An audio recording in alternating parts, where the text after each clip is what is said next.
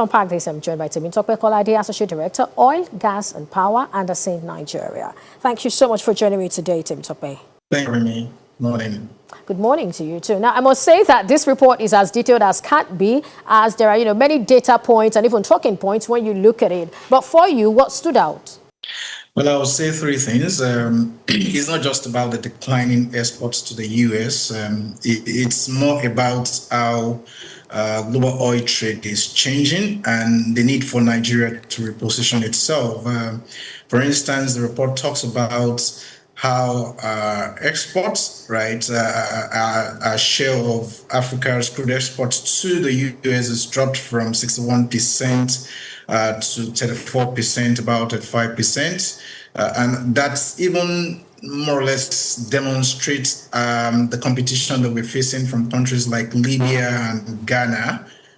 Second, you think about the month-on-month fall in exports between February and March, telling us that the evacuation challenges, the operational challenges within the oil and gas sector in Nigeria, they've not been fully dealt with. It's still something that needs to be worked on very, very seriously. The report also highlights that we have a great quality, which is a light crude that we produce in Nigeria, and so it's also a reminder that it's not about quality. It's more about how we're able to produce and how we're able to stay consistent in terms of reliability and infrastructure that we have within that sector. So to be relevant in this sector is not just enough to talk about the quality.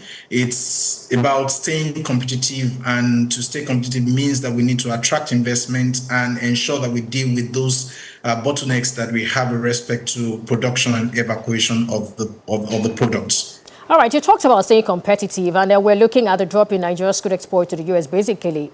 Now, I want you to look at this. I know you've highlighted several things that could be happening, whether it's geopolitical change and all of those things. But looking at this, is it that the U.S. has intentionally sort of reduced its orders from the continent, or is Nigeria facing stiffer competition from its contemporaries on the continent? Or is it that Nigeria couldn't meet demand, or is it all of this happening together? And what does this say about, the U.S.? Is it that the U.S. is also looking elsewhere, in that regard? I mean, the simple answer to your question is that it's a combination of the three. It's a case that U.S. is reducing its orders. You would remember that one of the things that U.S. is also trying to do over the years is to go into shale oil production, and they've been trying to demonstrate greater domestic energy security. They don't want to depend so much on imported crude as they have always done. At the same time, there is a competition from countries like Libya, Ghana, and they are also exporting, and they're showing some consistency and maybe better supply reliability compared to what Nigeria is doing. We have a lot that is contending for our crude production here in Nigeria. We need to refine locally as well. And we have some other commitment made to other places with respect to the forward contracts and all. So it's a combination of all of these. And if you then think about the internal constraints that Nigeria has with respect to pipeline outages, the crude oil theft that has not been dealt with, what about underinvestment or even the evacuation bottleneck? So for instance, the Transfocado pipeline outage has affected volumes that were evacuated earlier this year. So it's not just a demand problem. It's also a question of supply reliability and competitiveness. Right. Should we lose sleep as a result of all this that you've talked about? And maybe you want to talk about the fact that can we have short to mid-term fixes, really? Or is it a long-term play?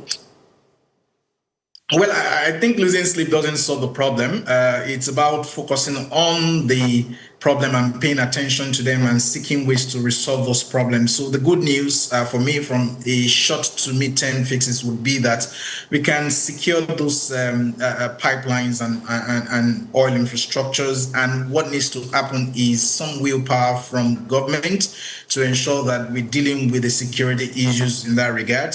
We can do a lot with respect to reducing crude oil theft as well and solve some of the problems around crude oil theft.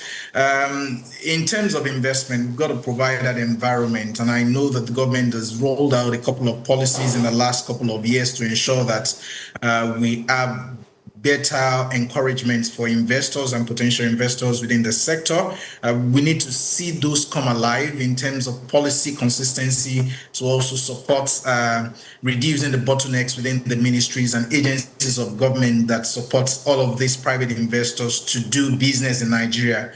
And more importantly, we've got to be looking at diversifying our export destinations beyond the US and going into several other places. Domestic refining, for instance, using Dangote refinery can also help to reduce that pressure on crude oil exports. We can create more value locally. And we can re-strategize and say it's not just about exporting to the US altogether, but we want to refine more locally and have a more stable economy. Well, looking at the current geopolitical crisis, or you say geopolitical issues, don't you think that to some extent it just sort of present opportunity for Nigeria in this particular line? Yeah, it does. Unfortunately, it's not a short-term fix, I would say, particularly because this is about investment.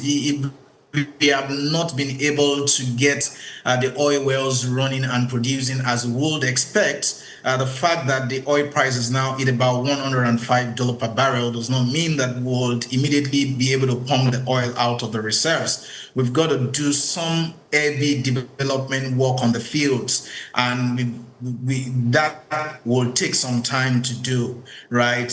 More importantly, we need investors that are interested and they feel secure. They feel that their investment in the environment is also secure, that we have a stable government and that all the policies are in place to ensure that it gives them some sort of comfort, right? So it's not something that they can respond to or that we can respond to very quickly in that way, more of a knee-jerk reaction, but something that it takes efforts, time, and of course, strategic thinking over the years to ensure that we're able to respond to it promptly.